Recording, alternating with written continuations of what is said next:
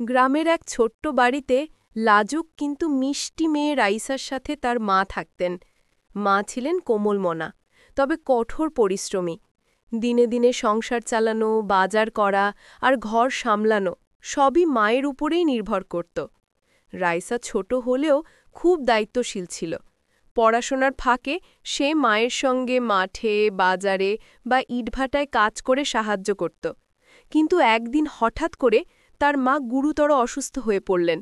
গ্রামের ডাক্তার দেখেছেন এবং বললেন, এতক্ষণ যত্ন নেওয়ার পরও তাকে শহরের হাসপাতালে নিয়ে যেতে হবে, না হলে বিপদ হতে পারে। রাইসার হাতে ছিল মাত্র কয়েকশো টাকা। সে হতাশ হয়ে কাঁপতে কাঁপতে ভাবল সে কি করবে। মায়ের পাশে বসে কাঁদতে কাঁদতে সে বলল, হে আল্লাহ, আমি খুব ছোট, আমার কিছুই করার ক্ষমতা নেই। শুধু আপনার কাছে চাই, আমার মাকে সুস্থ করে দিন। আমি তার ছাড়া বাঁচতে পারব না।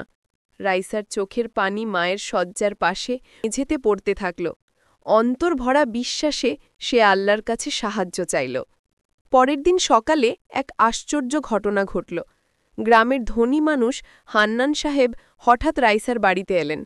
তিনি বললেন, তোমার মাকে হাসপাতালে নিয়ে যেতে আমি সব ব্যবস্থা করেছি। রাইসা অবাক এবং আনন্দে কাঁদতে লাগল। আল্লাহ যেন তার দোয়ার জবাব এক রাতেই পাঠিয়ে দিয়েছেন। হান্নান সাহেব নিজের গাড়িতে রাইসার মাকে হাসপাতালে নিয়ে গেলেন। কয়েকদিনের চিকিৎসার পর ডাক্তার বললেন, এখন আর কোনো দুশ্চিন্তা নেই, তিনি পুরোপুরি সুস্থ হয়ে উঠবেন। রাইসা ধন্যতা এবং আনন্দে সেজদায় পড়ে কেঁদে ফেলল। সে জানল, যে অন্তর সত্যিকারের বিশ্বাস নিয়ে আল্লাহকে ডাকে, আল্লাহ তাকে কখনো ফিরিয়ে দেন না। গল্পটি গ্রামের চারপাশে ছড়িয়ে পড়ল। সবাই বলল, মানুষের দোয়া আর আল্লাহর রহমতে বড় শক্তি আর কিছু নেই।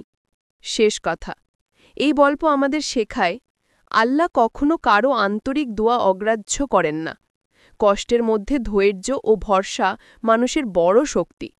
মানুষের প্রতি দয়া করলে আল্লাহও তার রহমত পাঠান। এক ব্যথিত হৃদয়ের দোয়া সত্যিকার অর্থেই রাইসার জীবন ও তার পরিবারের জীবন বদলে দিল।